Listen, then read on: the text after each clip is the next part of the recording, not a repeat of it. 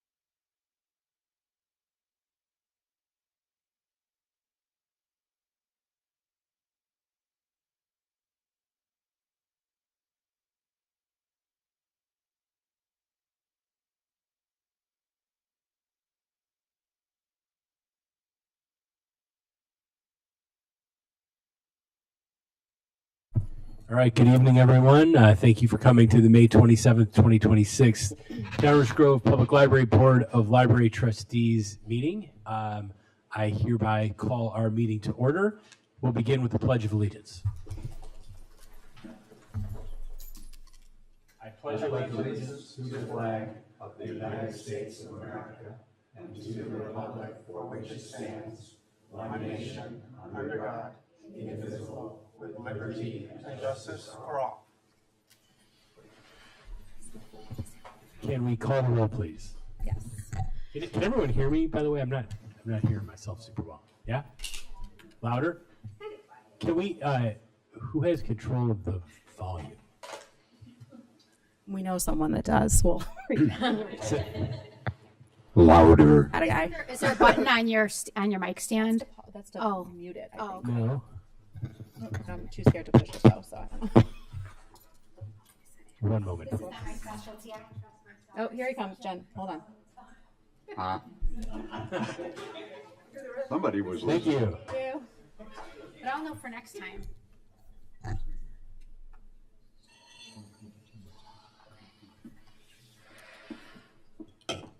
This is time. Thank you. Appreciate it. I wouldn't have. Okay, how's that? Is that better? No. Uh-oh. Because isn't on. No, it's on. It's just not. It just needs to be a little louder. Okay, try it. This is as loud as it gets. I think he's is he doing something in the back there? Thank you. Yeah, good. All right. All right, let's call the roll, please. Trustee Gagani. Here. Trustee Humphreys. Here. Trustee Kuntia. Here. Trustee Williams. Here. President Topic. Here. Our first item is the consent agenda, which consists of the April 22nd, 2026 regular meeting minutes. There we go. The April 22nd, 2026 Committee of the Whole meeting minutes. The April 2026 financial report, the May 2026 invoices, and the non-resident fee card participation. Do I have a motion to adopt the consent agenda? I will make a motion to adopt the consent agenda. I will second. Call the roll, please. Trustee. Oh my goodness. Trustee Gagani. Yes. Trustee Humphreys. Yes.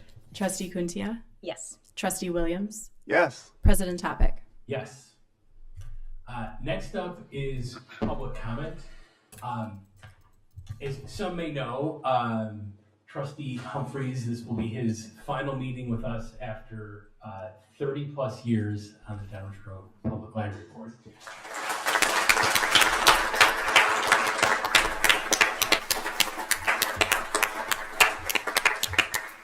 We will will have a resolution about this later on in the agenda. If your comments are about Dave, you're free to make them now, but if you're able to stick around, save them for that point. So we'll do all the other comments now, and then we will all say mostly nice things about Dave.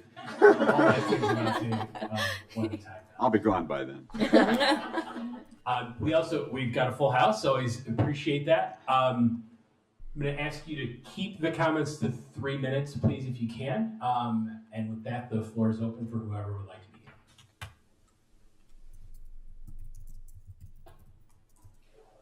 begin. Bow down to Dave. Hi, my name is Marcia Pritchison. I'm a Downers Grove resident and a regular patron of the library. I am speaking tonight regarding the recent request to discontinue LGBTQIA+ programming during Pride Month. While I understand that community members hold diverse viewpoints, I believe it is important to look at the facts of how our library serves the entire public. There has been a call for equal representation regarding programming. Our library already strives for this balance. For context, in December 2024, the library hosted 5 programs with Christian themes. In contrast, there are 3 Pride programs scheduled for this coming month, only one of which is during standard operating hours. The data shows that the library is already providing space for various perspectives. Regarding the concern that many residents stay away from the library during Pride Month, the library has alternatives. You can call the library or go on the website. Requested items can be delivered. I am personally happy to assist anyone who needs help with this. It is also worth noting that inclusivity is a driver of growth. Furthermore, inclusivity doesn't seem to dissuade most library goers. In 2024, there were 420,938 visits, up 3.7% over the previous year. In 2025, there were 438,000 visits, up 3.4% from 2024. This suggests that our community sees the library as a vibrant, essential hub, even as we participate in events like Pride Fest. Certain books have been mentioned that are not available at this library. The Library of Congress, the world's largest library, contains over 170 million items. Even that vast library does not house every single book, document, or manuscript because of space constraints. Purchases made at this library undergo a rigorous vetting process by highly skilled professionals, and those too require adequate space. I recommend a review of Trustee Williams' detailed explanation of the library's diverse collection of materials and the attendance space requirements for additions to the collection. There were also references to the sexualization of young children by gay people.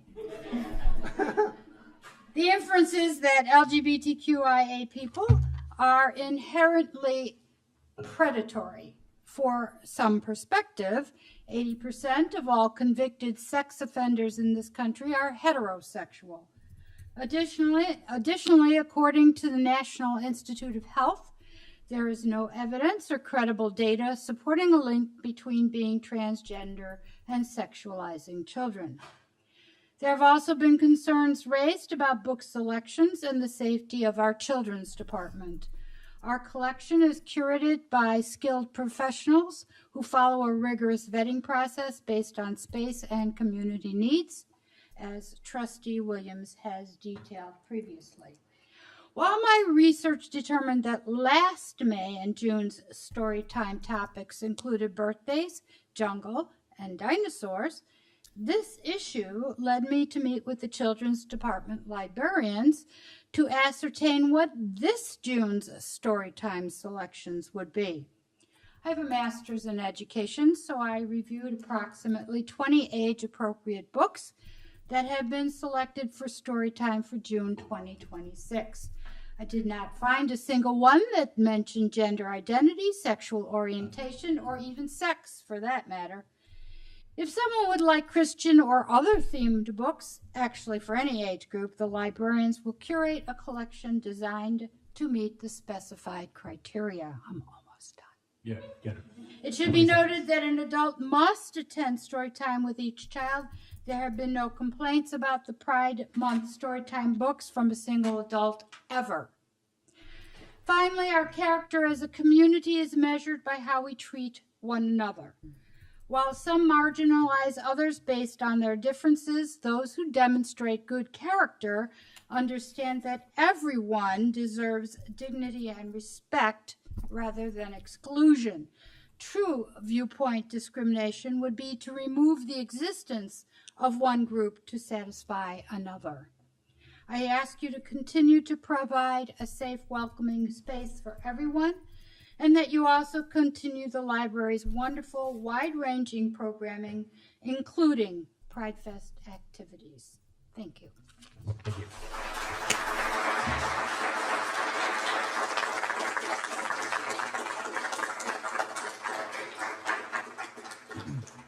Hi, I hope you'll forgive me reading off a cue card here. I'm very nervous. Take your time. Thank you. Good evening.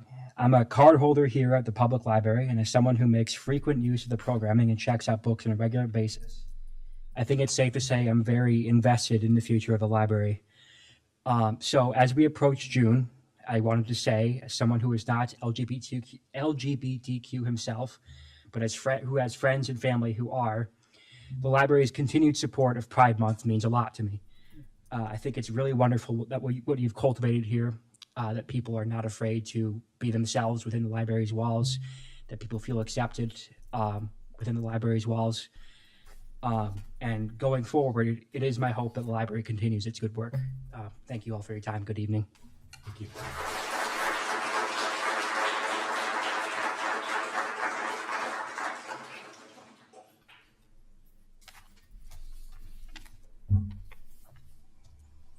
Good evening.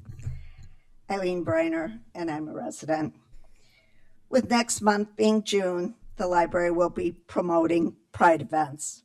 For a balance of viewpoint, I ask that a table of books presenting the opposing viewpoint on transgenderism be displayed. This is certainly not settled science. Lawsuits are beginning to be settled with complainants who were mutilated and permanently harmed by transgender surgeries. Dozens are working their way through the courts now. Let's present a balanced view of transgender surgeries and detransitioners. The U.S. Supreme Court is currently considering two major consolidated transgender athlete Title IX cases. Girls have positions on teams and podium spots stolen from them by biological boys. Let's give residents an opportunity to learn about these issues. The library should not be taking sides on these issues, but providing information about the topics. Currently, the library has 3 nonfiction books about opposition to transgenderism. There are more books to be had presenting this viewpoint. By my count, there are 7 nonfiction pro-transgender books on the Downers Grove shelves. 3 versus 7. I hardly think that's a balance. Given the timeliness and the seriousness of this topic and the size of our population we serve, we need more than 3 books on the irreversible damage of trans surgery and hormone therapy in our library. I look forward to this being rectified. Thank you. Thank you.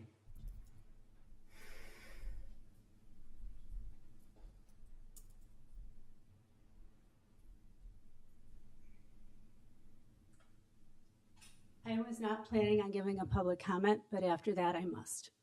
I am the parent of a transgender woman. She transitioned in her 20s after suffering for years of gender dysphoria in her late teens and through early 20s.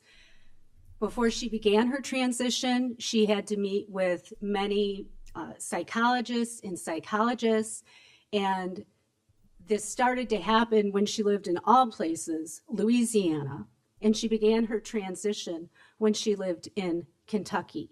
And I will tell you this, she was diagnosed with, according to the DSM, whatever version they're on now, as having a feminine brain. I had a lot of hormonal issues when I was pregnant with her. I also want to just say that every trans person's transition or how it comes about can be very different. So this is my story.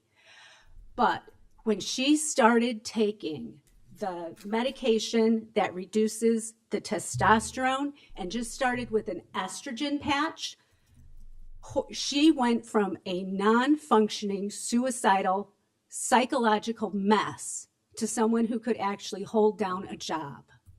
And she now lives in Pittsburgh. And so all of this stuff about an oppositional point of view, I don't understand that at all, because I've lived it. I've lived it in my family. We also have another family member that lives out in California that my child never even met, and they are also trans. So I don't know if there's a genetic thing going on. I don't know. But I just, I am furious over what I just heard. That type of attitude leads to people who can't function, and it leads to suicide. And okay, anybody wants to talk to me about my experience with my family and transitioning, I'm open to have that conversation with them, even if they don't agree with it. But I just can't sit there silently when people lie about people who are trans. That's all. Thank you for listening to me.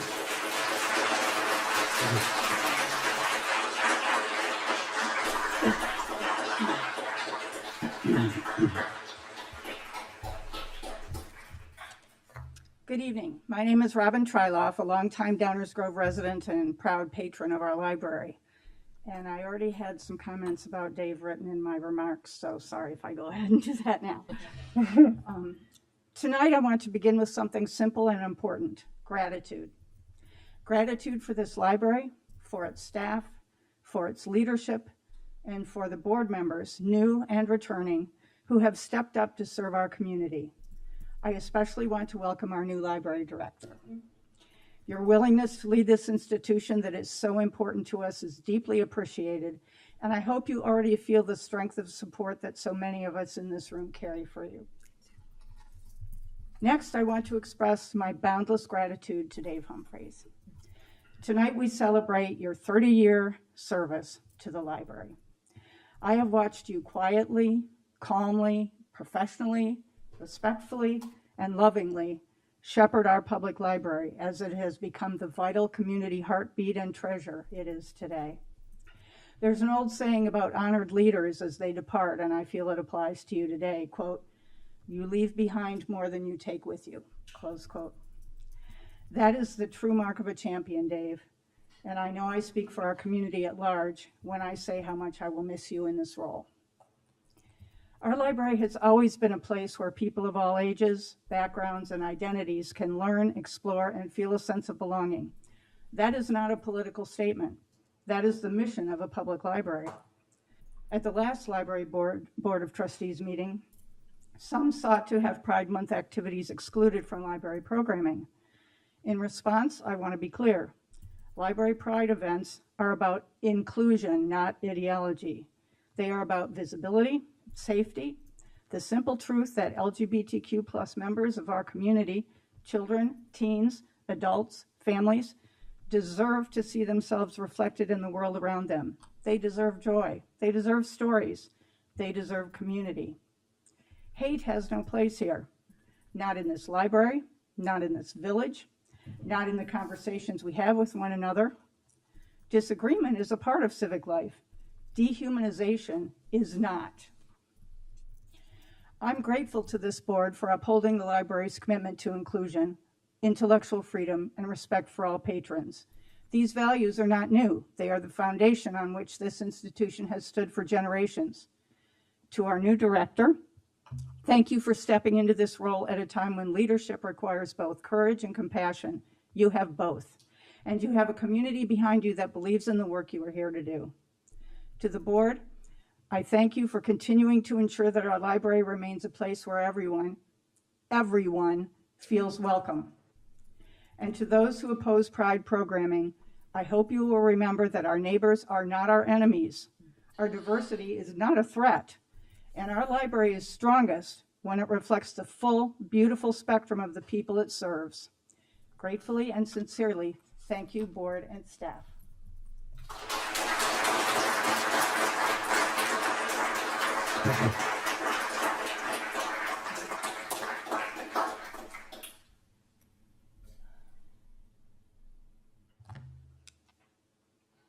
Good evening, members of the board and neighbors.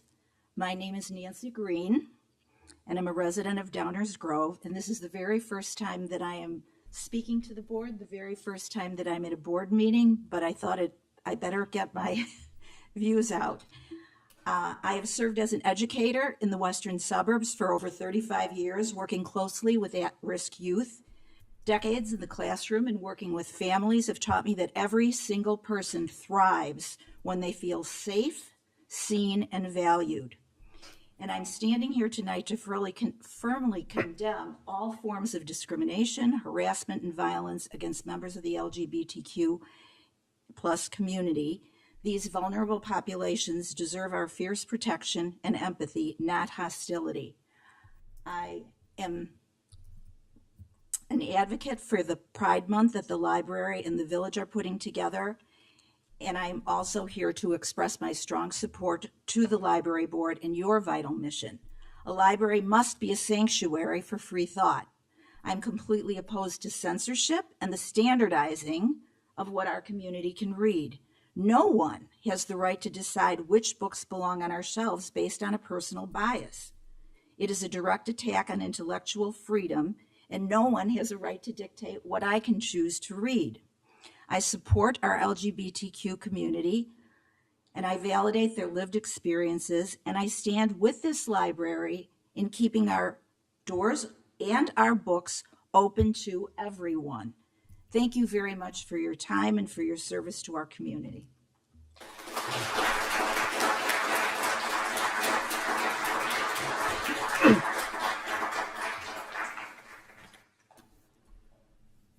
Do we have any further comments? Okay. Thank you for all the comments. We will move on to trustee comments. Do you want to go first, Dave? Well, I'm not going to address my retirement yet.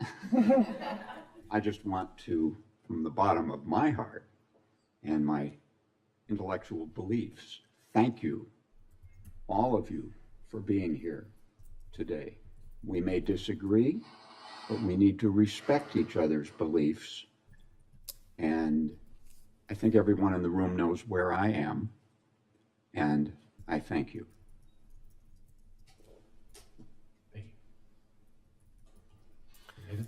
Yeah, so if anyone's watched a previous board meeting in which I've spoken trustee in comments, you'll know that I don't react to what has been said in a meeting during public comment. So I'm not going to react to comments around LGBTQ books and Pride Month. Obviously, there's been several meetings of the Village Council, including one that the media attended, and then a couple of our meetings in which this topic's come up. So my view is that I'm going to thoughtfully consider what has been said by everyone. The one thing I will say is I was a little disturbed by the media reports. I think Chris Gilmartin mentioned this too. It was grossly distorted. And I think that's unfortunate that our town is being characterized that way by the media for their own purposes, just as clickbait or whatever. So I'll leave that issue alone. I certainly will address it in future meetings. I'd love to address it before our audience is large. So thank you all for attending, but I'll wait for another one. I have a few other things to say, but later we're going to talk about Dave. But I want to applaud Heather for her community outreach. She met with many stakeholders, including library patrons who are active in our community. Notably, the community members come from a broad spectrum of political and ideological beliefs. And so I think that feedback is valuable to her as she gets acclimated, is oriented at the library. So I appreciate your efforts in that regard. I know that's some time away from actually interacting with staff and so on, but it's important.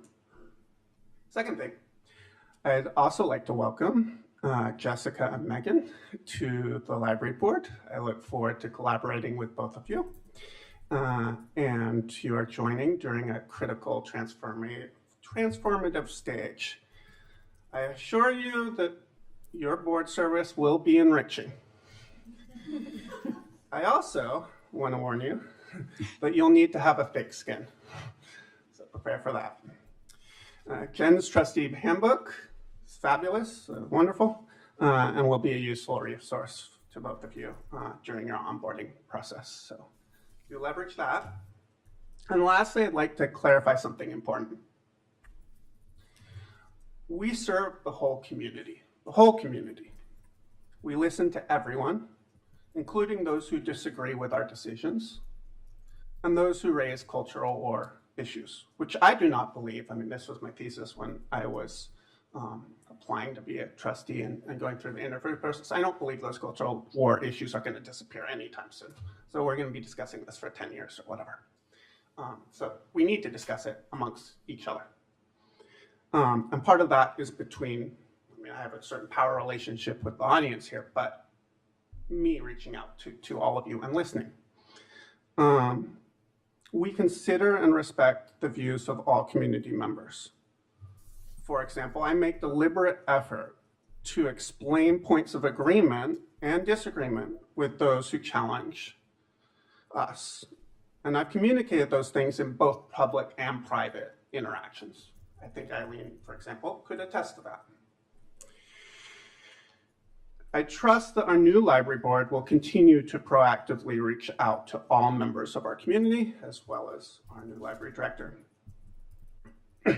I will do my best to make everyone feel seen. Everyone feel seen. Someone alluded to that in the village council meeting. Feeling seen, however, is different from getting your way or having someone advocate for your position. Anyone who has worked in corporate America or who has faced a dysfunctional relationship or a dysfunctional friendship knows this. A person feels seen when others are curious about their views, actively listens, and respectfully and honestly communicates with them. So you're not seen just because you get the outcome you wanted. You're seen when someone's engaging with you in good faith. As a board, we will have blind spots, I'll admit that. The new board's gonna be different from the old board. And as with any group, our composition will not encompass all characteristics. For example, we may not have any seniors on the board going forward who experience a library or may experience a library differently from others. So I ask the community, please contact us if we do not fully understand your perspective. That's invaluable to us as we make decisions. And so that could be along ideological grounds, or that could be some sort of characteristic like age, that affects how you interact with the library and what services you want. So please contact us. Thank you. Thank you. Next. Thank you all for being here. It's finally summer, so I'm excited because everyone knows I'm from the South and I miss the sun when I'm here for too long. I also want to welcome Jessica and Megan. I look forward to working with you both. Thank you for saying yes. Next, I want to thank the Village Council for reappointing me to a 4-year term. I am honored to continue to serve on this board, upholding Downers Grove Public Library's mission, vision, and values, and our community in this way. Heather and I met a few weeks ago. She's meeting with each of us one-on-one, and one of the questions she asked is, why am I a trustee? Why did I say yes? And all of this kind of coincided with the village reappointing me, and so it was really good for me to have the opportunity to remember why I said yes and what makes me love libraries, and the power of a library and the essential role that they play in our community. So I'm very, very grateful and honored. Speaking of Heather, as I said, I met with her one-on-one, and I've had the opportunity to observe her, also working with staff. And for those of you who don't know, a little bird told me she hand wrote a note to every single staff member, which is incredible and thoughtful, and that shows a little bit of how she thinks about things. She's been very thoughtful and very deliberate in her thinking, and I appreciate that. And I've been able to attend a few events with her, most recently Hope's Front Doors annual luncheon, which the Rotary Club of Downers Grove was honored. And it was a really nice moment because we had the Downers Grove Public Library, Hope's Front Door, and Downers Grove, the Rotary Club of Downers Grove, all sort of in the room together. These incredible entities and organizations who work together and work apart to support and uplift our community. So it was just a really nice moment. Another quick note to Caitlin and Jen, thank you for your tutorial on Diligent. I'm really enjoying using it. It's taken us a while to get here, but I love being able to like bounce around and find what I'm looking for instead of like scrolling and scrolling, so I appreciate that. Americans in the Holocaust, that exhibit, I hope everyone had the opportunity to see it. We had over 2,700 people come through the exhibit. A huge shout out to Mary, Jess, and Nicole, because they had student groups and individual tours, and I mean, the speaker, everything was amazing. And for someone who hasn't really looked into a lot of things for a while, and we have those conversations about letting history repeat itself, and we say it a lot, but we don't always mean it. We don't know how it maybe pertains to what's happening in the world right now. I think it was a really profound experience because I think about, we don't want history to repeat itself, but then we have moments like what's happening now and here, where there are groups that are ostracized and dehumanized and othered and removed or killed. I think it's really important that we understand where we've been so that we don't repeat those things. So I am so proud to serve on a library board that is having a Pride Month. I am proud to live in a village that is supporting a Pride Month.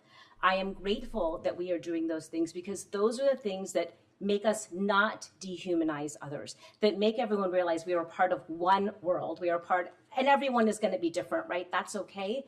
But there was a lot of moments as I walked that exhibit. Swapna and I actually walked through together, and we just kept saying, oh, this could happen again.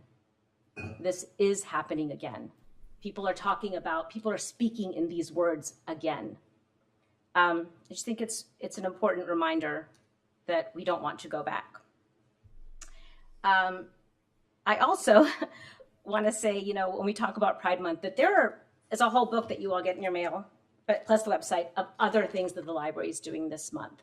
But I'm going to really quickly touch base on the Pride Story Time, because as pointed out by one of our speakers, that is something that children have to come to with their parents. And I think it's like 2 to 5-year-olds, so they're not coming to the library by themselves. So that's a parent's choice, and that's important. And as a parent and as a married person who is in a quote unquote traditional marriage, which I think means we love each other and we love our kids.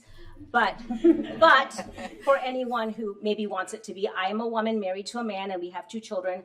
I loved these story times when my girls were little because I wanted them to see other kinds of families. I wanted them to grow and learn and respect other kinds of families. So, I'm not going to raise my children in fear of the other. And I'm really grateful that as a library, we are also continuing to support all families and all groups. So thank you. That's it. All right, I'll go. First of all, welcome to Jessica and Megan. Excited to work with you, and congrats to Barnali for her reappointment. As those of you that come to these meetings regularly know, I don't say a lot. I like to just kind of digest all the comments and kind of digest everything I'm hearing. And I did, however, want to prepare something. I also need to look on notes. I can't free form anything. So I just wanted to say that I did want to take a moment to address some of the comments I've heard at recent library board meetings and village council meetings regarding Pride Month. It's really been disheartening to see our community described by a local media outlet as a community or a village divided, because that characterization does not reflect my experience. It's equally concerning to see social media comments suggest that Downers Grove is marked by anti-LGBTQ sentiment, or seeing comments that people would hate to live here. That breaks my heart. As a longtime resident, I know this community to be thoughtful, engaged, and supportive. I mean, I see this in the room here today. Observances like Pride Month matter because they recognize groups that have historically faced marginalization and discrimination. These efforts align with the library's mission by fostering learning, empathy, and inclusion. Recognizing and lifting up one group does not diminish or take away from another. Rather, it strengthens our shared sense of community. This is also personal for me. Growing up with little to no Asian or Indian representation in film or literature, I understand how meaningful visibility and acknowledgement can be. Creating space for people to feel seen and valued strengthens our entire community. And as a trustee, I do remain committed to the library's core values and look forward to the village and library Pride activities in June. So, thank you. Thank you. Well, first to Megan and Jessica, welcome. We're looking forward to working with you. We'll miss Dave, as we're all going to say later, but I think Dave will agree that it's great to have you on board and have the next generation of people join us. So welcome, and Bernali, congratulations, and very grateful. We'll be working together for another 4 years. Sorry, that came out all wrong. Sorry, that was not sarcastic. It's not supposed to be sarcastic. Like, I've been working since 6 o'clock this morning, so you all are not getting the best of me at these meetings. I'm like a few hours away from going to sleep. Just a couple things. Last Monday was Memorial Day. I just want to take a moment to acknowledge those who made the ultimate sacrifice to protect the freedoms that libraries embody and that allow for us to have meetings like this where people can come and express different viewpoints. We let everybody speak. It's hard to sit there and listen to things you don't agree with, whatever your views are. But I just want to thank everyone for remaining, professional and civil, and let's please always continue to do that because we want to hear from everybody. And we want to get everyone's perspective. That doesn't mean we're going to agree with you or not agree with you, but it's super important to me that we have an environment where we can have those discussions, because that's when democracy is at its best, and that's what people gave their lives for. June is Pride Month. I want to thank staff for assembling great programming and for all they do to welcome our LGBTQ plus patrons who continue to suffer discrimination and mistreatment. And I'm very glad to hear from you, from everyone who has found the library to be a welcoming place. And I can't speak for anyone else, but I suspect they'll agree with me. We will continue to make sure as a board that happens, and I have no reason to think that it won't. So with that, I don't have any further trustee comments, and we can move on to the library director's report.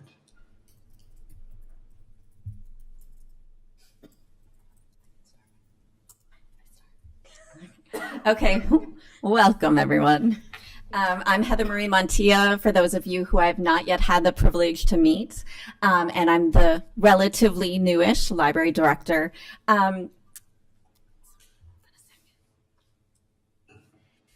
So I thought we would start with some highlights because I started the day before the Holocaust exhibit opened, and it was incredible. For those of you who don't know, we are one of 50 libraries across the country to get this exhibit that was created by the Smithsonian, the Holocaust Museum in DC, and also the American Library Association. It was open for about 5 weeks, and as you've already heard, over 2,723 visitors attended. What's so incredible is how across the library, everyone came together to make this exhibit work. From the buildings up to the adult and teen services to the children's, to it's every department. And so when everyone comes together, amazing things happen. We had 44 school tours. and that looked like 508 eighth graders and 489 sixth graders. There was also one class that had 5th through 7th grade, for those of you who really want to know. We also engaged students, 546 students, in an additional hands-on collage program that went on display in our cafe later in May. We also led 22 adult tours. We engaged 207 patrons. But that's not where it ended. We had 36 facilitated programs where we had everything from a presentation from the curator, discussions with Holocaust experts, VR tours with Holocaust survivors, collage projects, and more. And with that, over 635 participants came. I do want to thank yet again Mary McDonald, who is the program coordinator for the exhibit, Nicole Lawton, Jess Stadler, who are the outreach coordinators. But obviously none of this would be possible without everyone who participated, and especially their managers who supported them. So both Van and Allison, who supported them on this effort. I studied art history in school as one of my degrees. And so I'm a big believer that a picture says 1,000 words. And so that's why I put this here, because I think it's important to realize how many people were really reading and engaged in these tours. And every tour that was led, you know, the tour guides stuck to a script, and they answered questions, and the young people were engaged. I also wanted to share some personal comments. We keep track of all comments, and there was a board of comments that people could leave comments, but also people wrote letters, incredible letters about their appreciation. But I think if you read these statements, one, I have long been pleased with DGPL. It has helped me in so many ways for over 30 years. I don't need to read all of them, but you can really feel the love in these comments. And so a big shout out to the team, and I just wanted to make sure everyone here knew. I hope you all got to go, and if not, next time we have an exhibit, don't miss it. Speaking of next time we have exhibits, so for those of you who don't know, America 250, July 4th, it's coming up, and how we are celebrating is we're actually putting on an exhibit, We the People, Portraits of Downers Grove. And there are kits you can still pick up in the library to make your own self-portrait 4x4 and then drop it off. And we encourage you to participate because we want to put your picture on the wall to reflect. Now, we were hoping to get 250, but if we get more than 250, we are still going to put them up. So please, please, and it'll be up for a month. And we want to celebrate our voices and the people who make our community strong. So there have been on-site programs already, but there are take-home kits, and the deadline has been extended. And it's really not because no one returned it, but because it's been so popular. Okay, well, you probably knew this was coming. I have been here now for, it says 40 days, but it's 39. And, you know, I was thinking as I was working on this report what to talk about. And I thought it was only fair to share with all of you who did not go to my interview. I had 3 goals. And the first one was to build trust, clarity, and respect with staff. And, you know, I've worked really hard to speak formally and informally with the staff. They are amazing. Now, I don't need to tell you that because you come to the library and you interact with them. This staff, and especially my managers, are probably in my career, my 25-year career, the most talented group of people I've ever worked with. They're thoughtful in everything they do. They are creative. They think about things before you even know it's a problem. I'm so blessed, and by next Monday will have spoken and had at least one-on-one meetings with more than half the staff. So now I have a lot to do between now and next Monday, but I have basically 20-minute time slots that staff members can sign up for. But I already started the meetings last week, and then obviously my managers I meet with, and then I talk to people as I walk around. I like to walk around the library and get to know people, and if I haven't met them, introduce myself. My goal too was to cultivate strong governance, strategic planning, and stewardship with the board. You did hear, I've been meeting with the board. There is one person that I haven't been able to meet with because he was on a fabulous trip, but I'm meeting with him on Friday. But I will have 2 new people to meet with, and so it is amazing, the dedication, leadership, commitment. It's been incredible to get to know the people who are so committed overall to this institution. My other goal I'm working on, it's to promote engagement, establish relationships throughout the community. And I've had the opportunity to meet with heads or the leaders of at least 12, maybe 15 organizations or institutions, and hear them and speak to them and get to know them. Now, we know relationships take time, right? But part of it is to get to know who they are and know about their organization.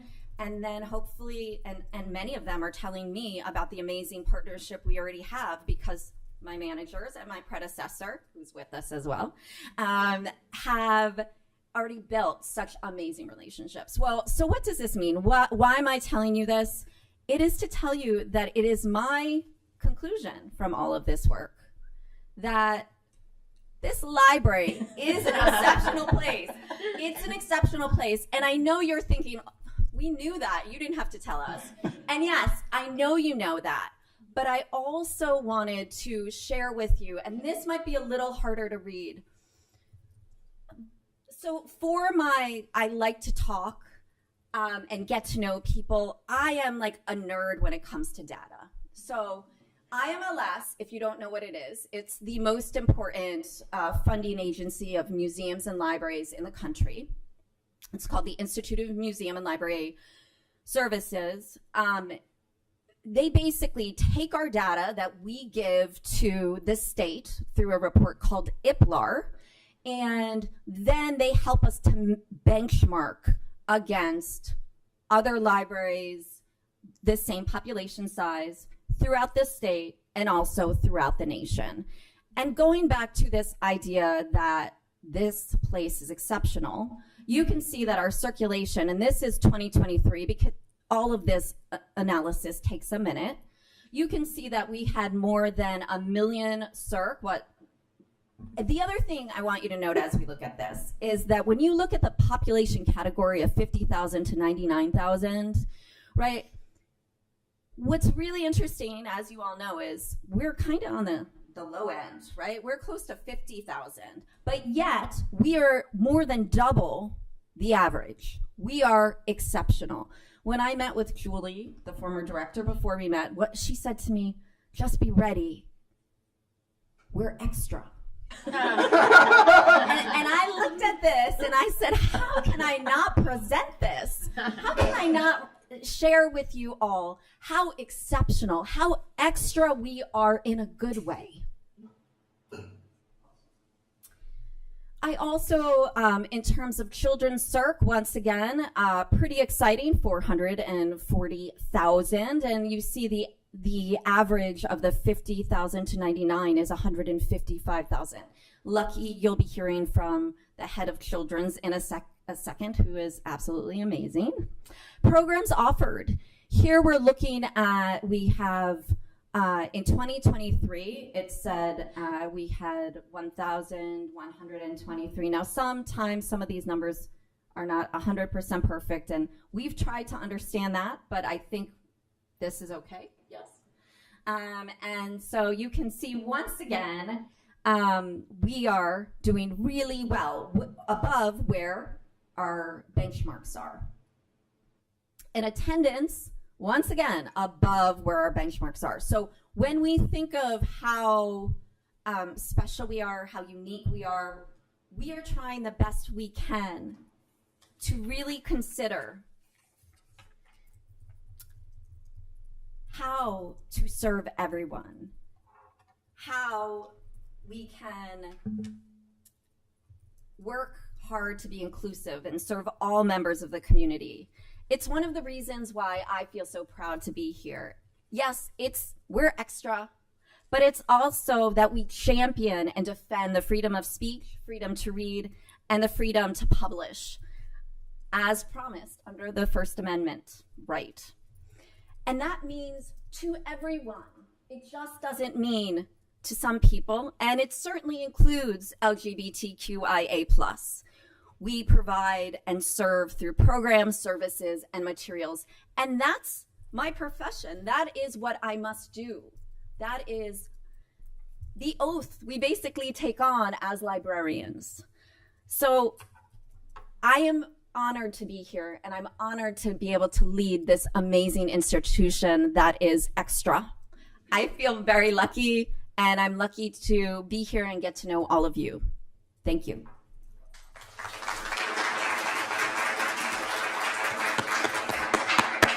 Now it's my pleasure to introduce Allison Renal. Wherever you want. You want to sit here or you want to go there? Hi. Hello. Hi, guys. All right, hold on one second because, it is my department What are treats? report. I know, like, One is where are also summer reading, so what prizes did I bring you, right? This year, you get animal fidget spinners. Ooh. Thank you. Thank you. They're very fun, and I also brought you logs.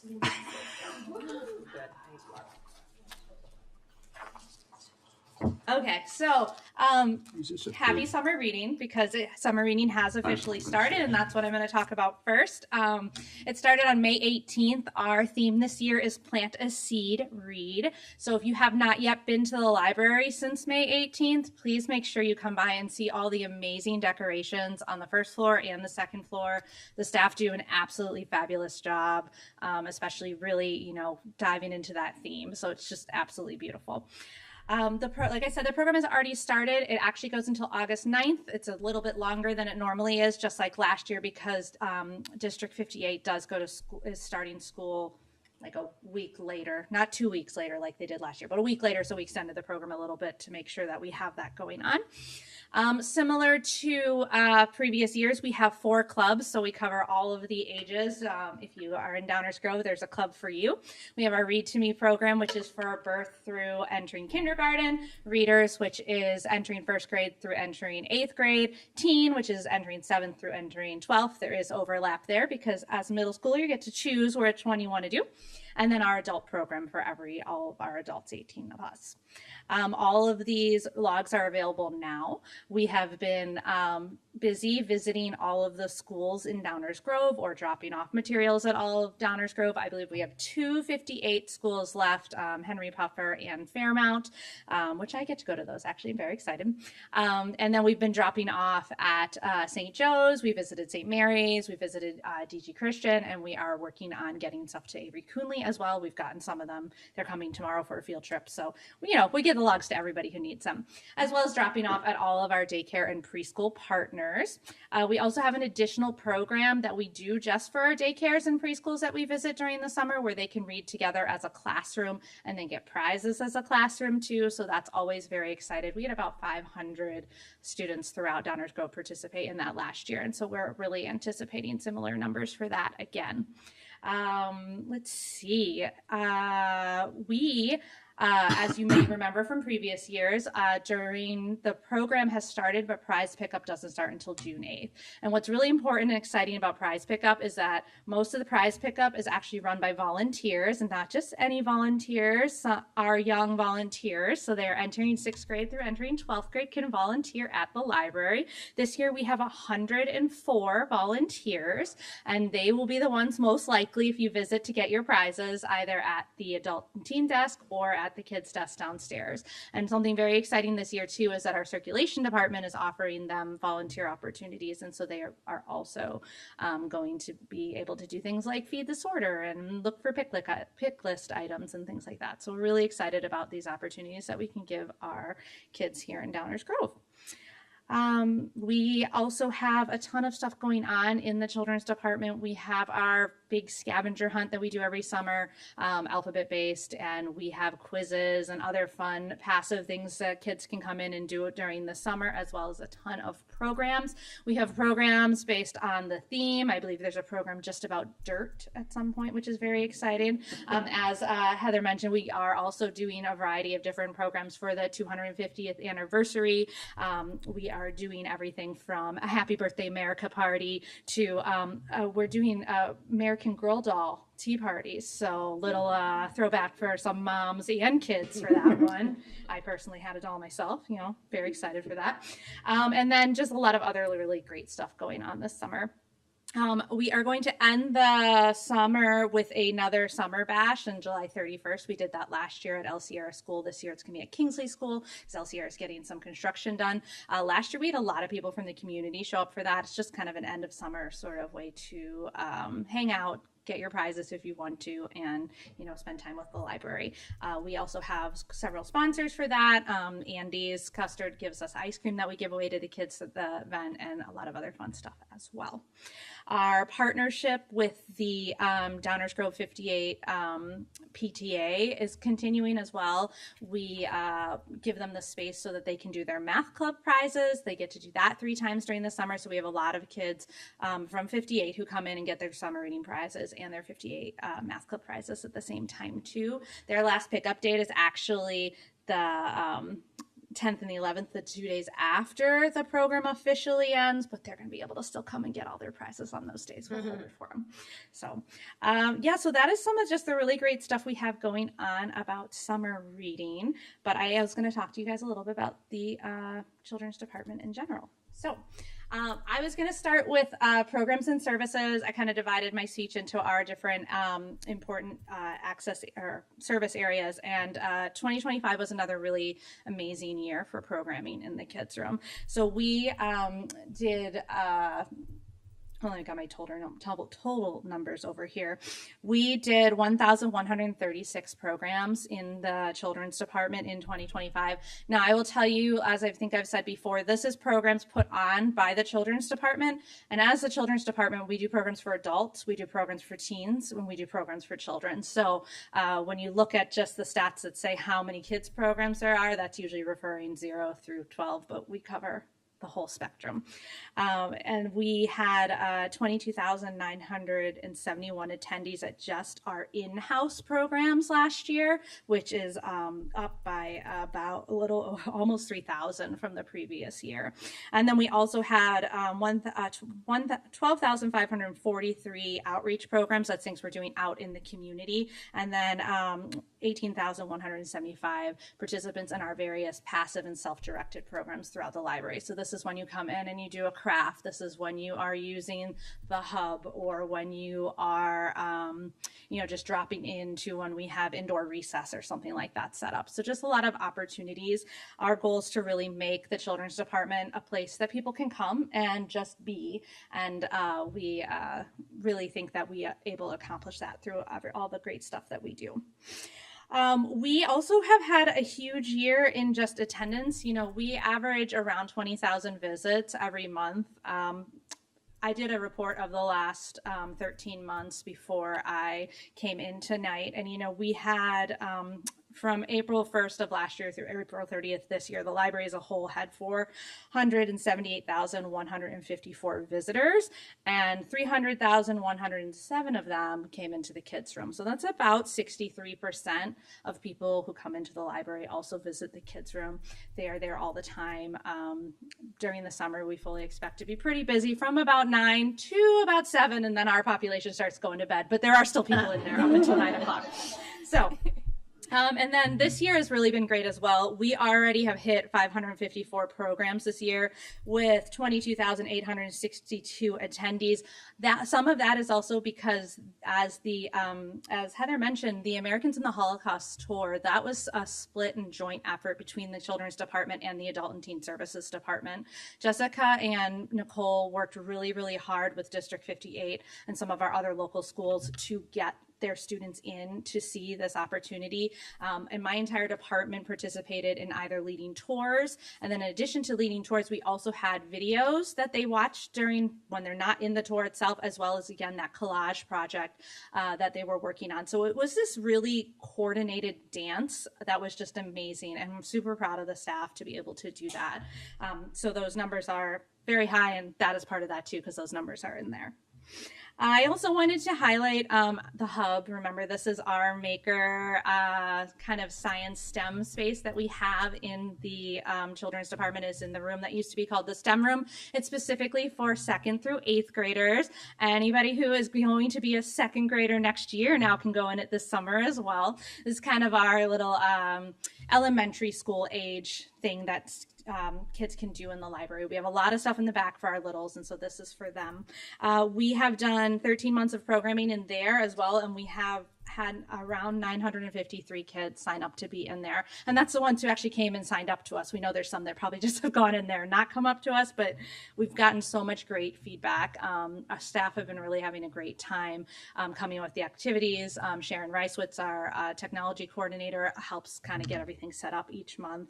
And I think the most popular thing is our chomp saws, which were still in there. They are cardboard cutters, so it's not an actual blade. It vibrates and you can carve. It's basically like a jigsaw for cardboard, and the kids absolutely love it. It's very, very loud, and I never remember what it is. Every time I hear that noise, I'm always looking around and everything else, and it's just a chomp saw, but it's very exciting.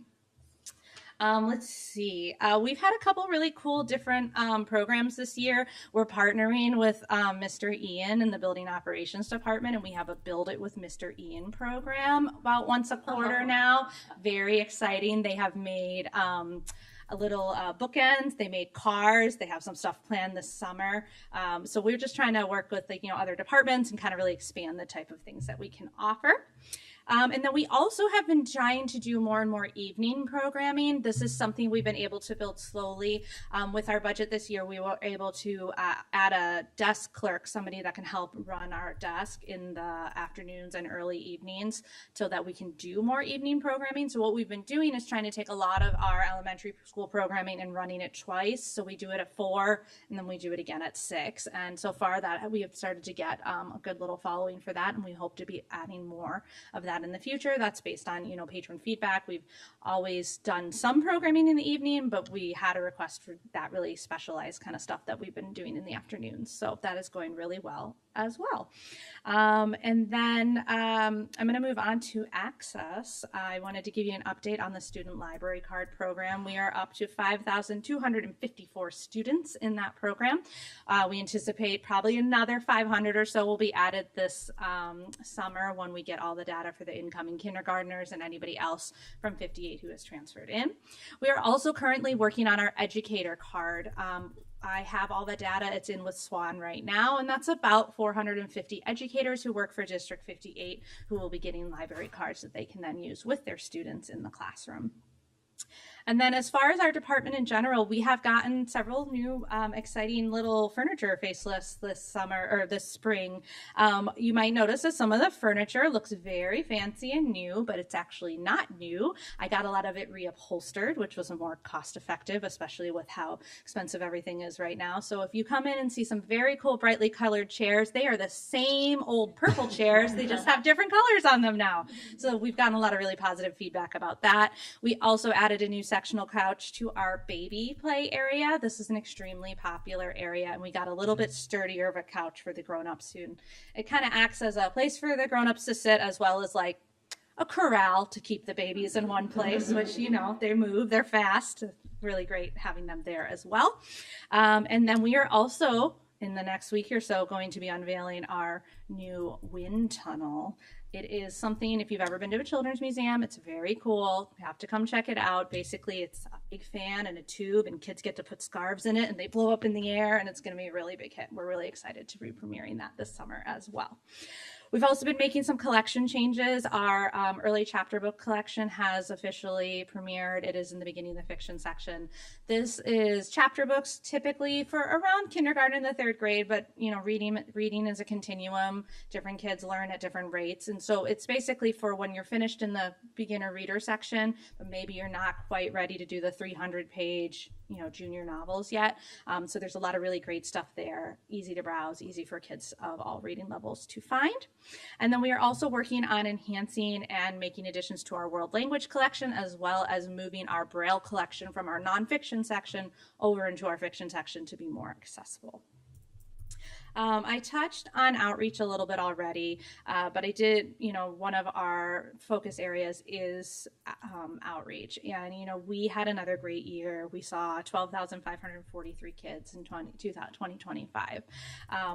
So much of this is a shout out to Nicole Lawton, my outreach coordinator. Everything that we do comes through her. She is the spider and we are just in her webs, and she gives us everything that we need. She has done a fantastic job this year. She's also been really working closely with Jessica as the teen outreach coordinator. They have been building a lot of new things for the educators and various organizers of groups in Downers Grove.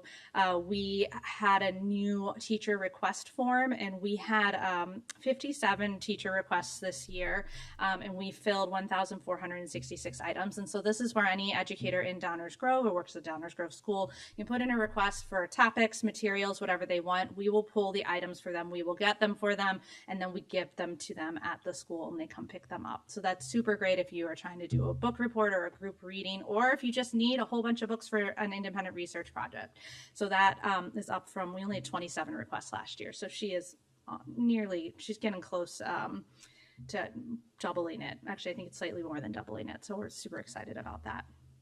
And then we also added new preschools this year. We are now visiting St. Joe's preschools monthly, as well as we just started in May Avery Coonley's preschool. So we visit basically, if you're daycare or preschool and you have your child in daycare or preschool in Downers Grove, we probably see your kids every month, which is just so exciting for me. And we really love these visits. The kids love it, and they really look forward to when the staff come. And then we also have continued our partnership with the Downers Grove Park District with our story walk at Constitution Park. I'm about to actually change out the new one for the summer. We're super excited about that. It is called What's Your Name? And it's all about the importance of your individual name and what does your name say about you. And it's going to be really adorable and cute. EQDG is helping sponsor it this summer, and it's just a great theme all about how great and unique it is to be you. And then finally, turning inward, you know, like I mentioned, we did get the desk clerk position this year. We are still sharing one of our assistant positions with the Teen Services Department. She works half her time in kids, half her time in teen. She does teen programming and kids programming to help supplement their programming. My staff also all do at least one teen program a year to help supplement that as well. And then we also are very excited about our new intern that is starting this summer. This was something that we proposed to the board last year in the budget, and this was to get more people interested in the library profession. So our new intern starts June 8th. It's going to be a really comprehensive 12-week program where they are going to work in the Adult and Teen Services Department and the Children's Department, as well as spending time in the Access Services Department, spending time in the Circulation Department, the other departments, you know, kind of learning what does a public library do and why could this be a career choice for you. So we're really excited about that. And then also something I wanted to talk about that we are doing this year is the Kids Room, as well as the Teen Services Department, is going to start a professional development journey using the Project Ready professional development curriculum. Project Ready was developed by the University of North Carolina's iSchool, and it specifically focuses on how to best serve youth of diverse backgrounds in libraries and thinking about equity and accessibility for all of our youth. And we're doing it together in cohorts with the teen department to really make sure we're having conversations about the library, what the library could do better, and whether or not we are serving youth the way we want to be serving youth. So that's kind of a little bit of an overview of everything we've been doing this year, you know. There's more. I'm sure I forgot something. I'm sure one of my staff will watch this and be like, you forgot to tell them about this. Actually, they're going to want me to tell you because I can hear them in my head telling me this route. We did break a new storytime record this year. We had 156 attendees at a Saturday Storytime in March. They are going to want you to me to tell you that because it was my story time. But I can hear them in my ears right there. You have to tell them that. So we know that people really love the library. They love what we're doing. They love to come to us. And I'm so proud to have the library to be a place where we can invite so many of the community in. That's all for me. You have any questions? Anything I can clarify on? No, that was amazing. It's amazing. Thank you. You're very welcome. Thank you very much for all you do.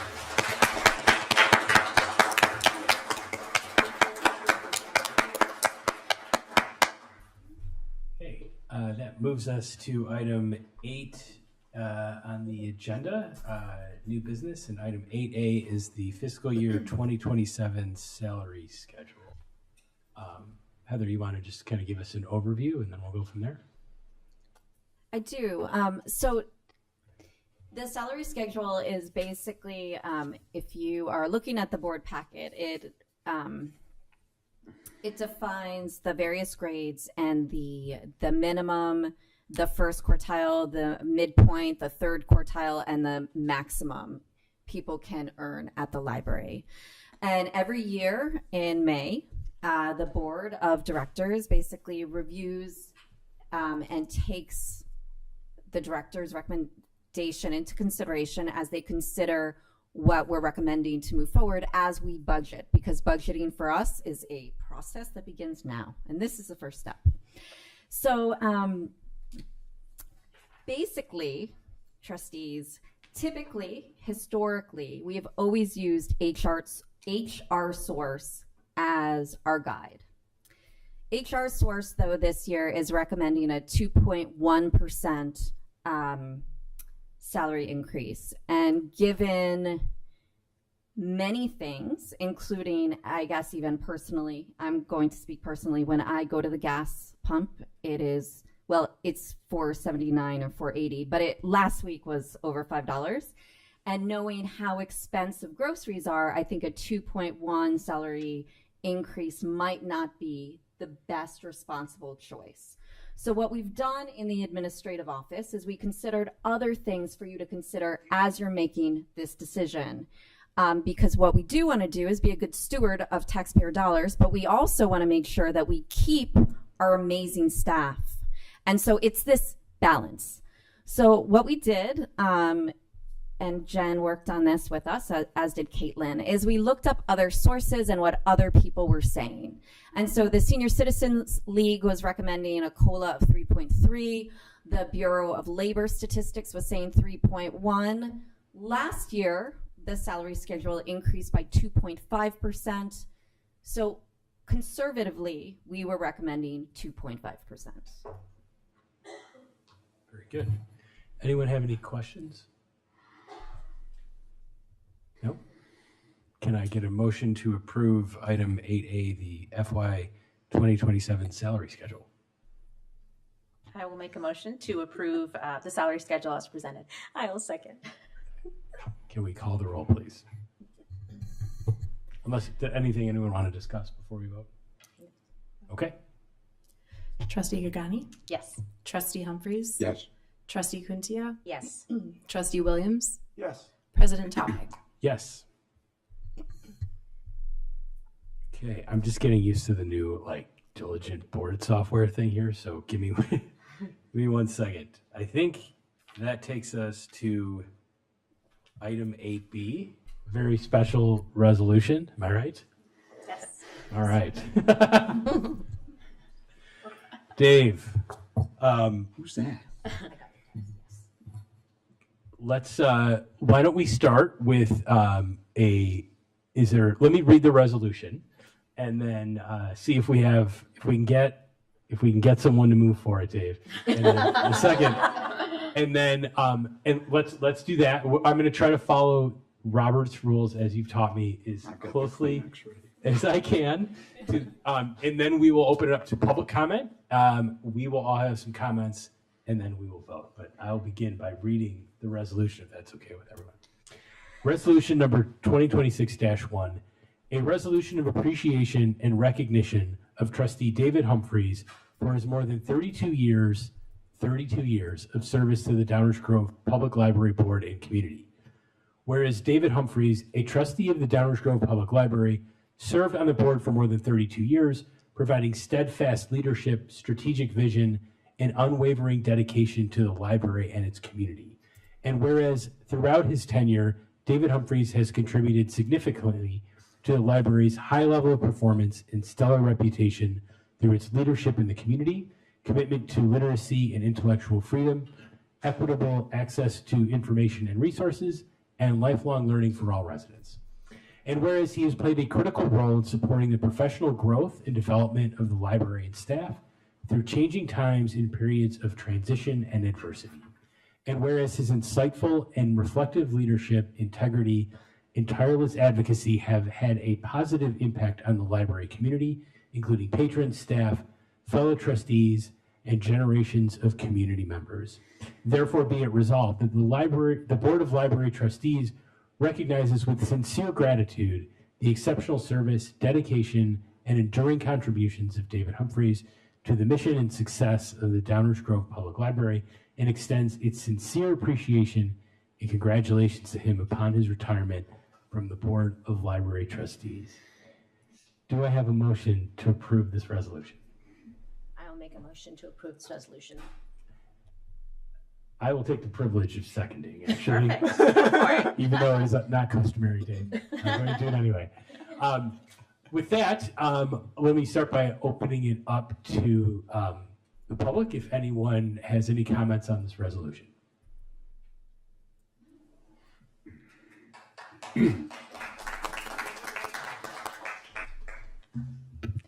Good evening. I'm Molly Hesse, and I serve on the board of the Downers Grove Public Library Foundation. On behalf of the foundation, we offer our sincere thanks to Dave Humphreys for more than 30 years of dedicated service to the Downers Grove Public Library Board of Trustees. Dave's steady leadership, thoughtful judgment, and strong sense of purpose have helped shape the library into a place that enriches the lives of so many. His ability to lead with warmth, wisdom, and kindness have fostered a welcoming spirit that makes others feel appreciated and respected. We are grateful for his enduring support of the foundation and for the genuine care he brought to every effort on behalf of the library. We extend our heartfelt appreciation and warmest wishes to Dave upon his retirement and thank him for the remarkable legacy he leaves behind. And on a personal note, Dave, I have been honored to serve alongside you in multiple capacities and aspire to have even a portion of the positive impact you've had on our community. Thank you. Thank you.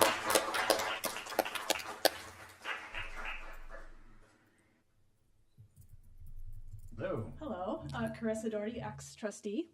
I just wanted to share my gratitude for Dave Humphreys as a former board colleague and as a fellow Downers Grove resident. By now, most of us probably know Dave's notable and extensive accomplishments. It was great seeing him on the cover of Downers Grove Living magazine a couple of months ago. And of course, now we're here today celebrating the conclusion of an incredible 32-year tenure on the library board.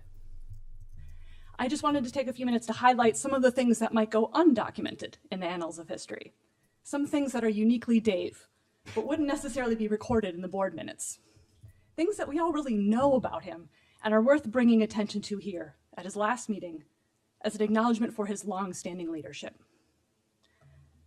First, a central theme to Dave's work as a trustee has been to always speak up on behalf of people who might not historically have had a voice in public discourse.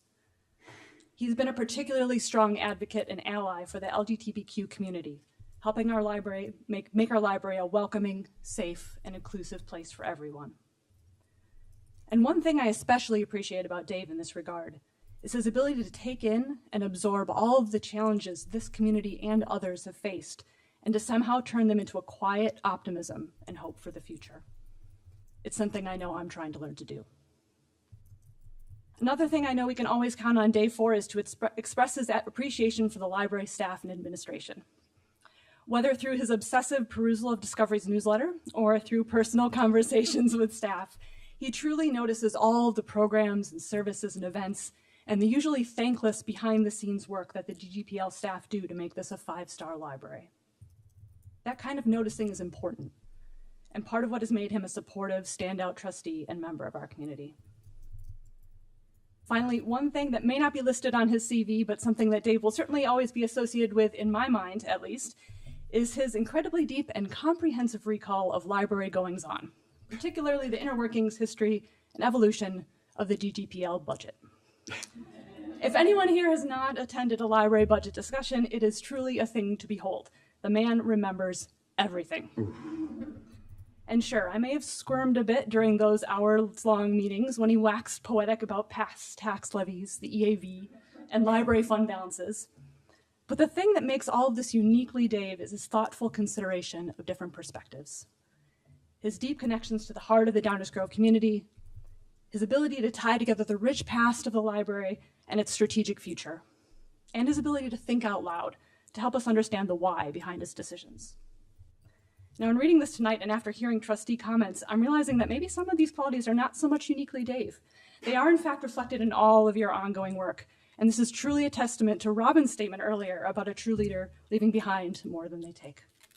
So thank you, Dave, and I can't wait to see what you get up to next. And to Jessica and Megan, congratulations, welcome, and I also can't wait to see what you get up to next. Thank you.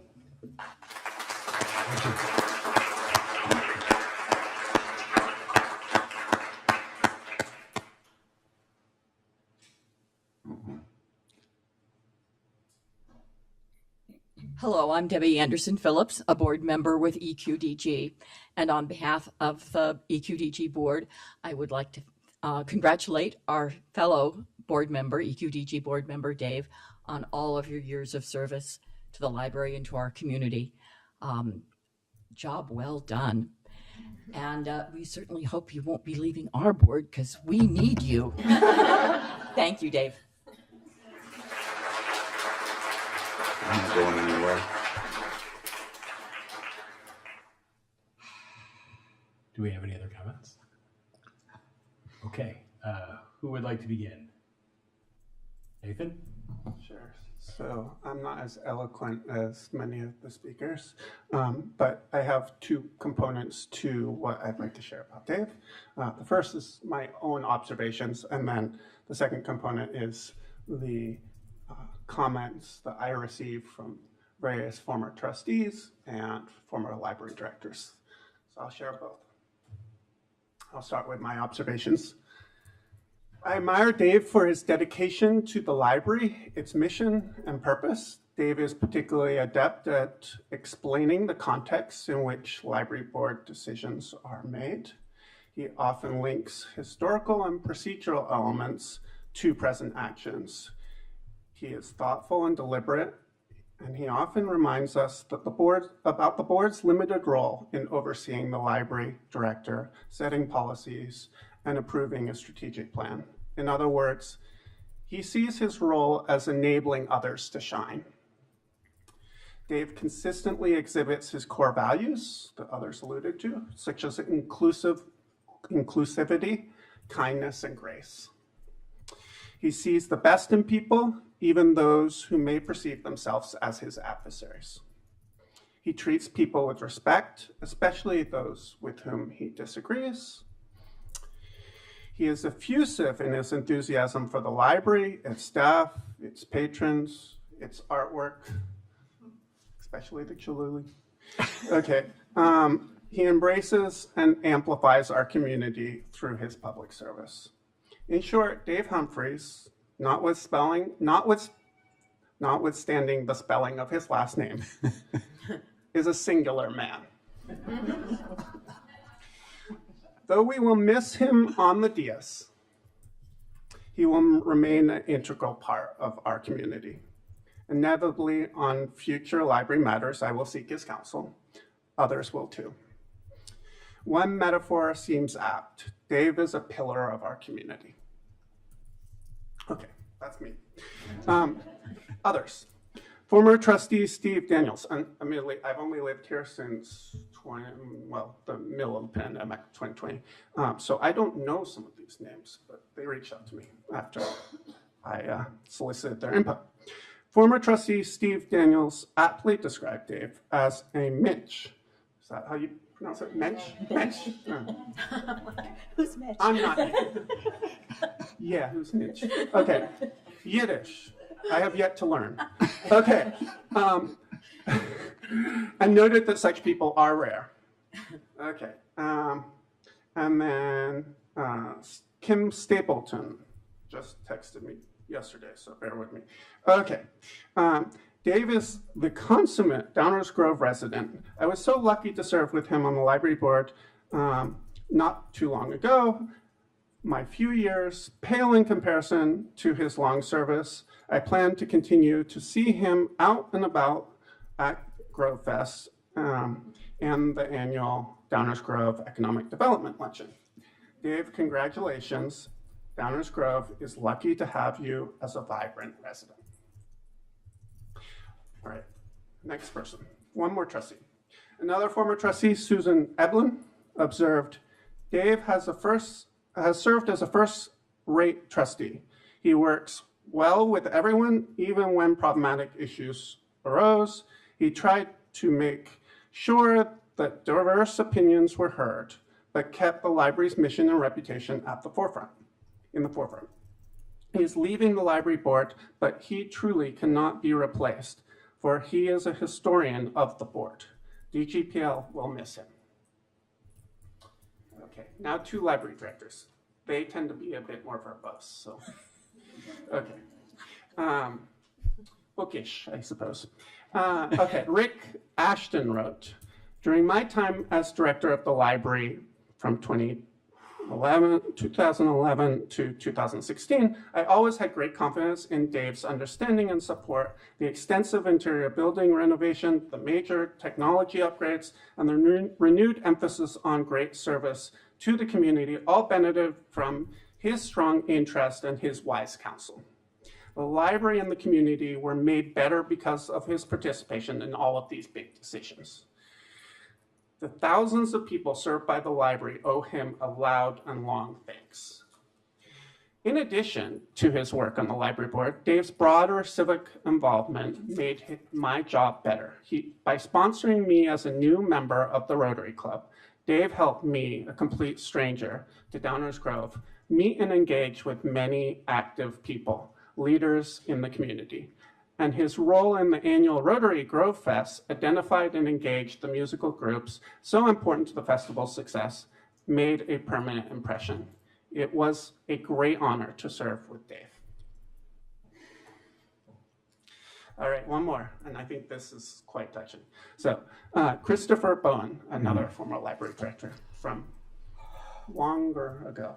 I'm not trying to date you, some people were. Oh. Okay.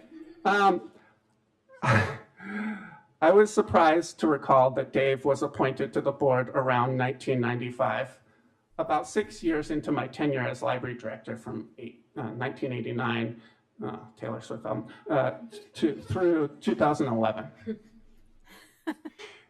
He became such an important part of the library family, and I cannot actually imagine a time when he was not on the board. I say library family because that is what everyone involved in the library seems to become. One of the great benefits of having an appointed board is that it gives residents who have a desire to give back to the community, but aren't the sort of person that runs for an elected position, the opportunity to serve in a meaningful position and to help guide a tremendous community asset in a manner that benefits the whole village. Dave cares about Downers Grove and all of its residents unreservedly and wants to provide the best library service possible to all.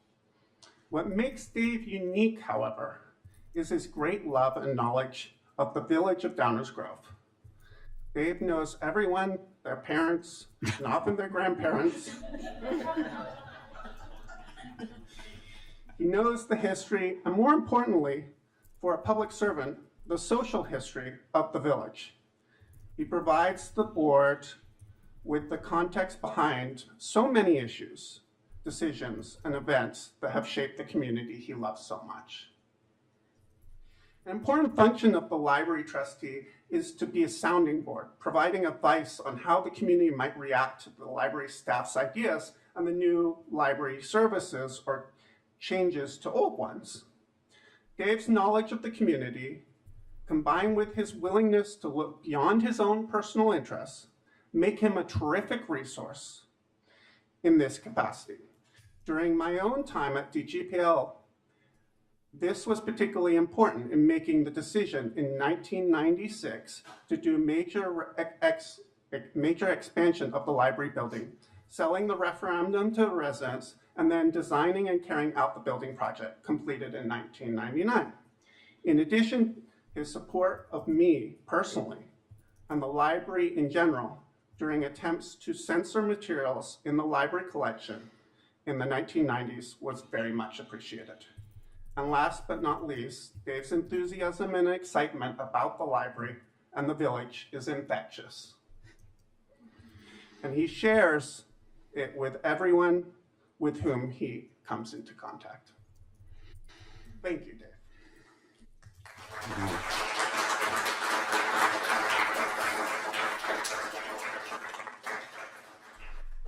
Okay, so we heard the history and from other people.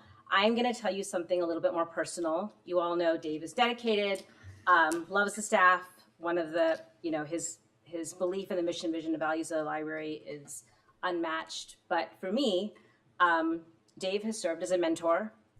When I joined the library board, he was the one who took me by the hand and said, okay, here's what kind of it looks like. He took the time to sit down with me and explain things. And I heard a lot of words today, Dave is gentle and Dave is, but I have seen this other side of Dave. And there's that quote, speak your truth even when your voice shakes. And we have been in situations where I have heard Dave's voice shake because he believes so passionately and fiercely. And I appreciate those moments where I've been able to see you fight fiercely for us and for our community, and I appreciate that. Lastly, I'm just gonna say something really funny. I know that Dave, and only maybe the people on this board and a few others will know, I know that Dave always listens to me because he always repeats what I say. And so, so Dave, I will miss you. Congratulations, Dave. And I know we're gonna see each other, so it's all good.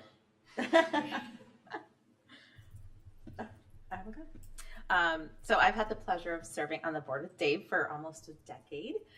So his retirement from this role is especially meaningful for me. When I joined the board in 2017, I quickly came to appreciate his role as our unofficial or official historian. His ability to recall pivotal moments from the library's past 30 plus years has been invaluable in guiding decision making. Dave consistently approaches discussions and debates with a calm, steady, and even-keeled demeanor. This was especially meaningful to me personally during my tenure as president, which we know was a little rough.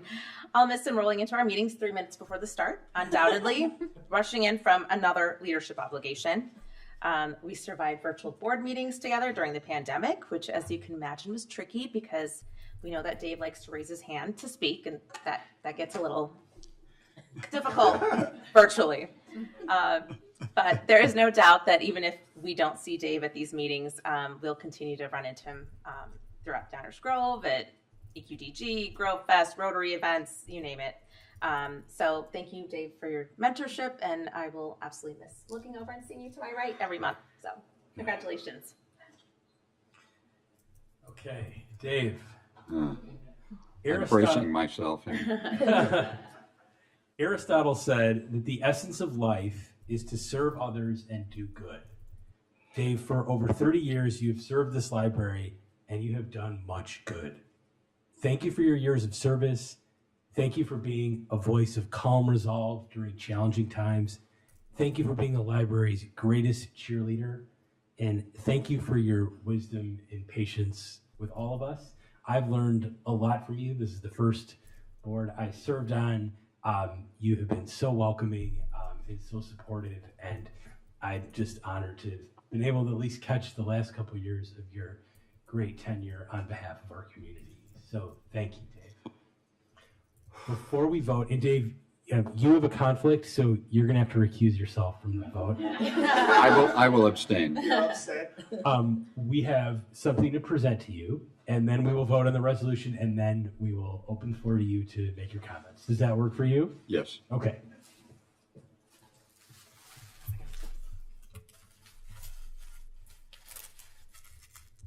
It's heavy. Yes, it's up there. Just so I could do it. A brick. This is a small version. Same size version. So, do you want to read it now? Okay. Or do you want me to? Can you see it from there? I can see it. Okay. So we're presenting Dave with a brick, which will, where does it appear, Brown? I don't know where it's going to be exactly. It has not been installed yet because we did not want to spoil the surprise. And Dave knows so many people that I knew somebody would tell him ahead of time. So Dave can pick the spot if he wants. Dave, do you want to pick your? Yeah, maybe you could pick yours. I'd love to, not tonight though. Absolutely not. Another time. Well, let me read it into the Yes. record. Dave Humphreys honoring 32 years of service to DGPL as library trustee. This is your. You can take this one home with you. It's heavy.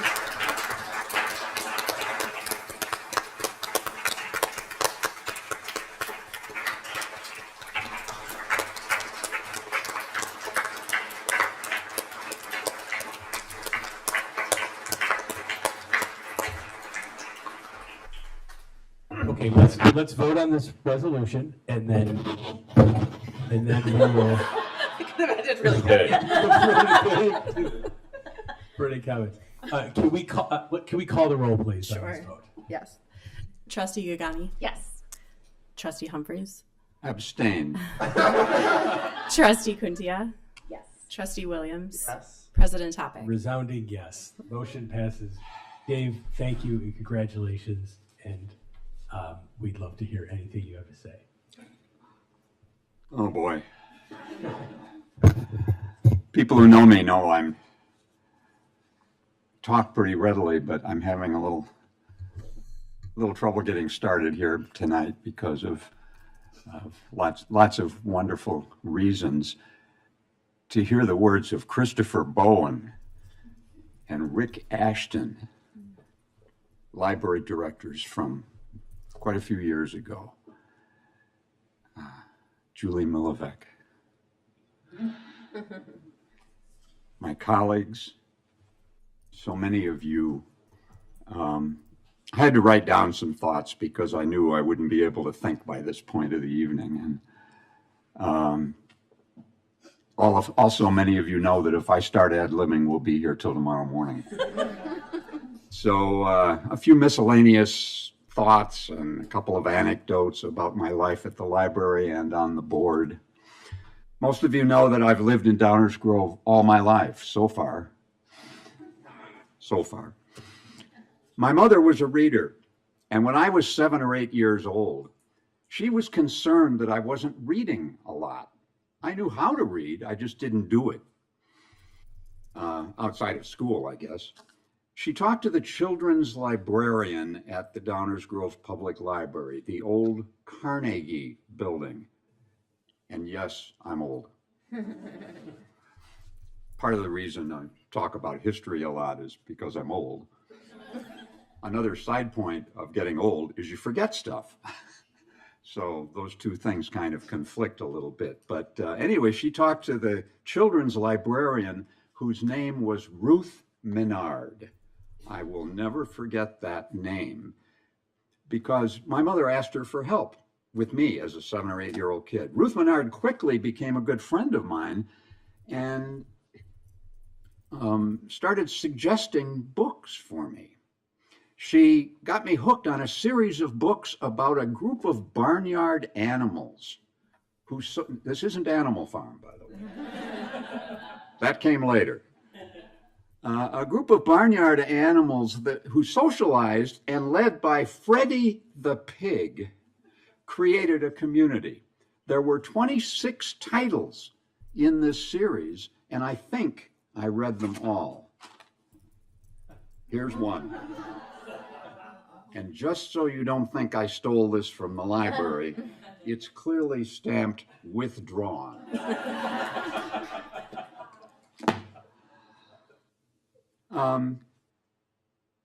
It's, as I say, it's kind of a children's version of Animal Farm, minus the negative politics and so on. But my mother complained to the librarian that I was reading about pigs. Ruth Menard said, "At least he's reading. He'll move on to others," and I eventually did, but I never forgot Ruth Menard. Fast forward to 1994, when a library trustee named Helen Copper asked me to become a trustee. The mayor and the village council still appointed the trustees in those days, but there wasn't as much interest in the library board at that time. Oops, get out of there. There wasn't as much interest in the library board, and board members mostly suggested new library boards. There's a dangerous word in there called self-perpetuation, but we'll avoid that. They were still appointed by the village and the mayor. And people tended to stay on the library board for a long time. The terms were 6 years under the state law at that time. The board met in a very small room, and there weren't very many community members in the audience, usually, if any. Well, both the community and the library had grown, and the community voted to build a new library building. This was 1994, shortly after I joined the board.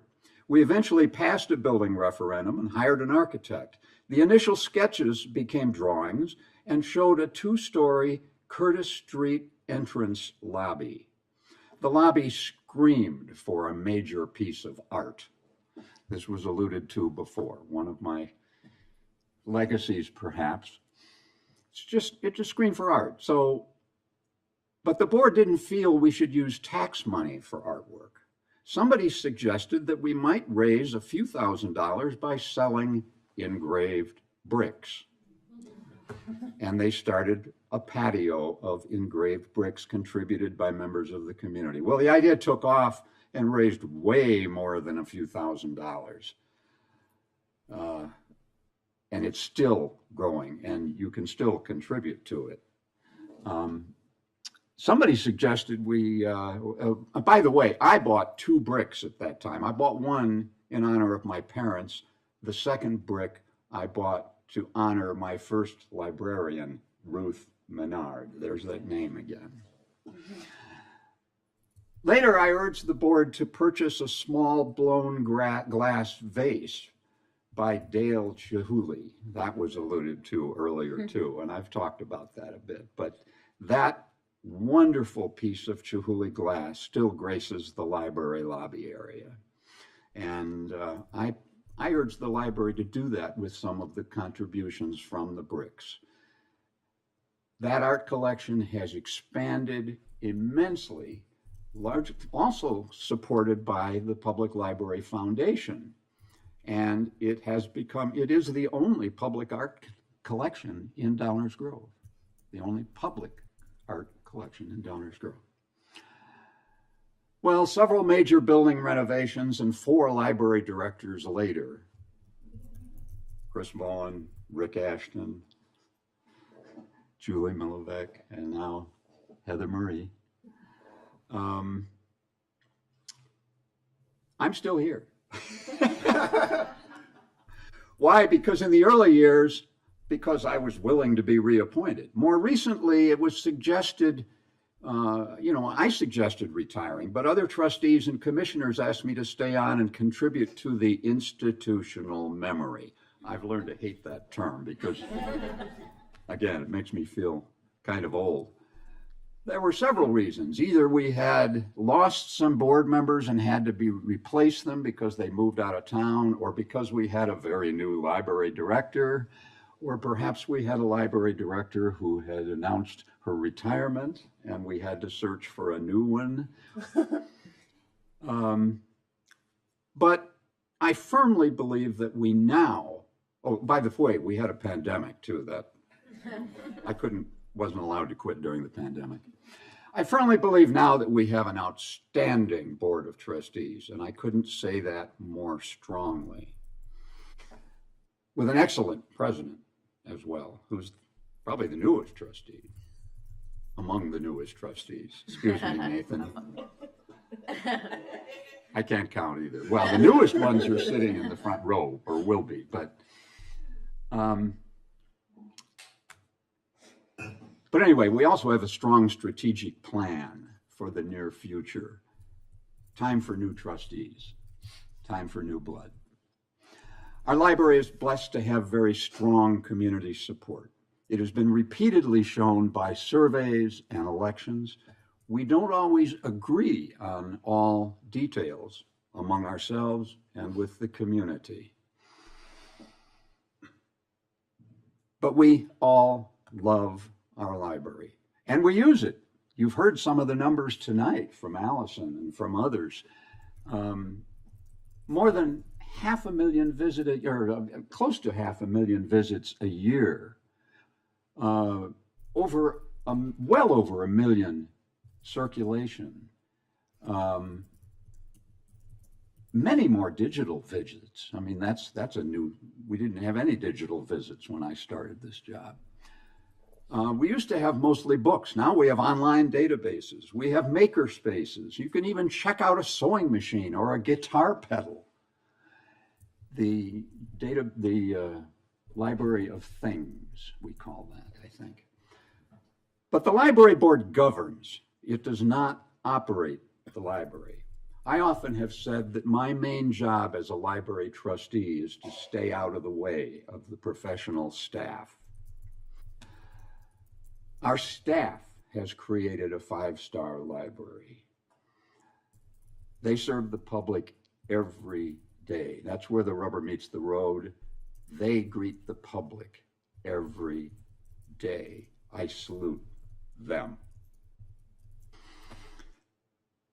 Finally, we all must remember that we are a public library and must continue to serve all of our neighbors, not just the ones who look like us, pray like us, love like us, and think like us. Obviously, I feel very strongly about this. I love the library and believe that it will continue to serve all who live, work, and visit in Downers Grove, welcoming all to discover, grow, play, and learn. Thank you.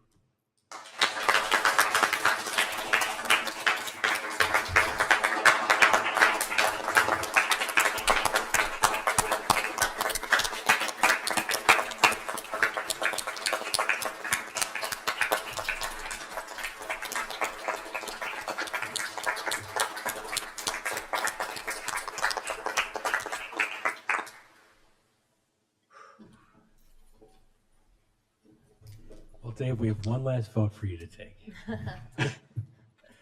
All right, item 9A, library closing 2026 Oktoberfest.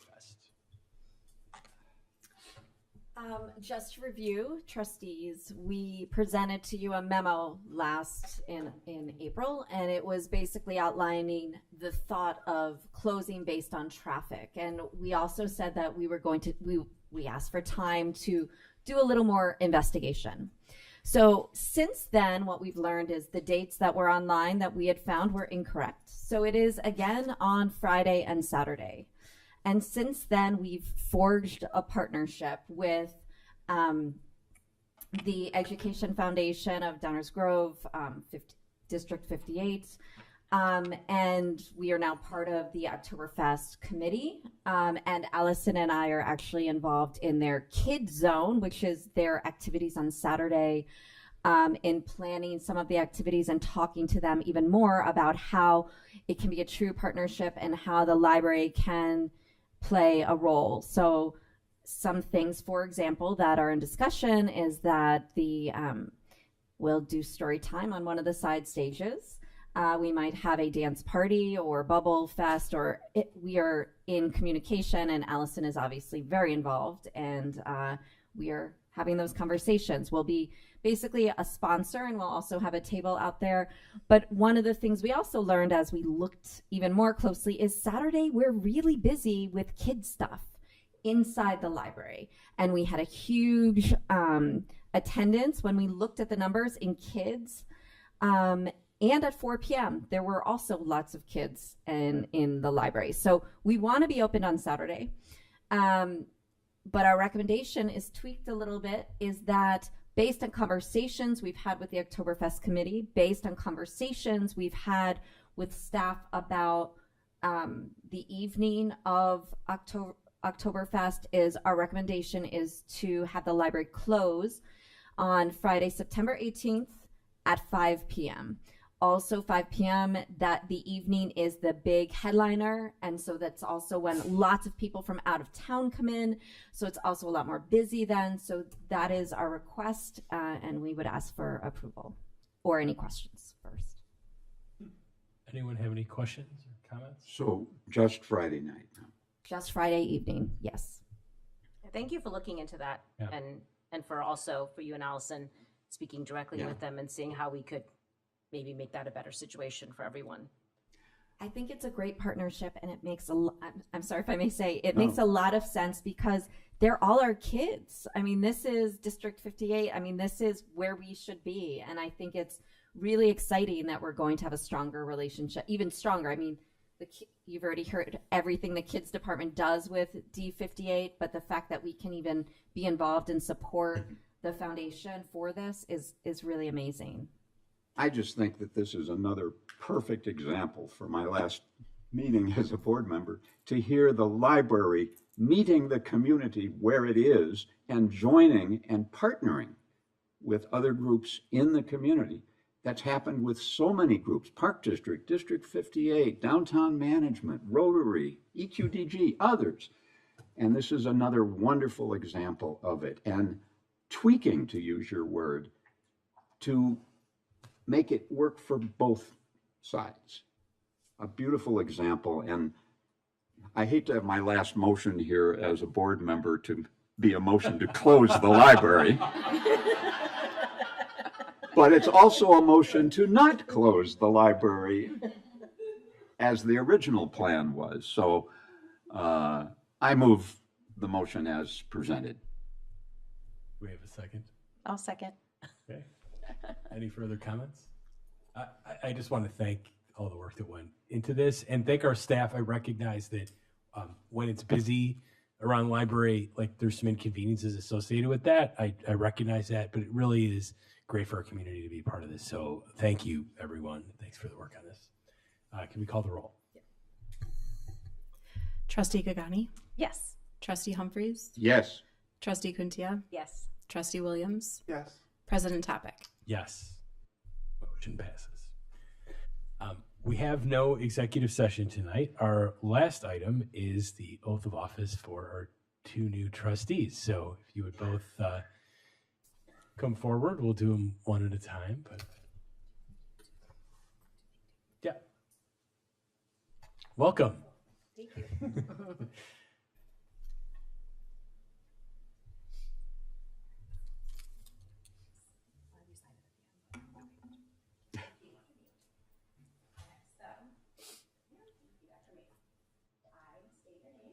I, Jessica Nastel, having been appointed To the office of library trustee to the office of library trustee of the Downers Grove Public Library of the Downers Grove Public Library in the village of Downers Grove in the village of Downers Grove in the county of DuPage, do do solemnly swear that I will support the Constitution of the United States the Constitution of the United States and the Constitution of the State of Illinois, and the Constitution of the State of Illinois, and that I will faithfully discharge and that I will faithfully discharge the duties of the office of library trustee the duties of the office of library trustee according to the best of my ability. according to the best of my ability. Congratulations. Thank you.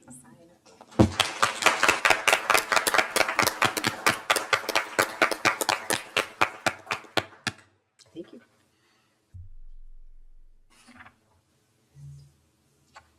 In case you didn't hear, repeat after me. I, I state your name. I, Megan Riley, Having been appointed to to the office of library trustee the office of library trustee of the village. Nope.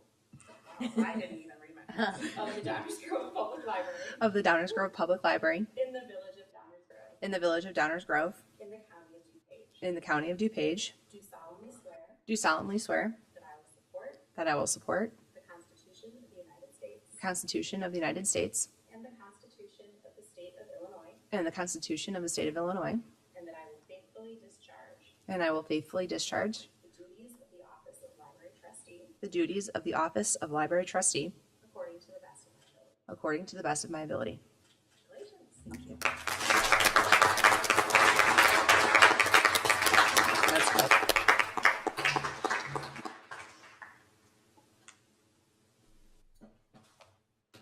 Okay, congratulations to both of you, and I speak for everyone in saying we look forward to working together. This is the end of our agenda.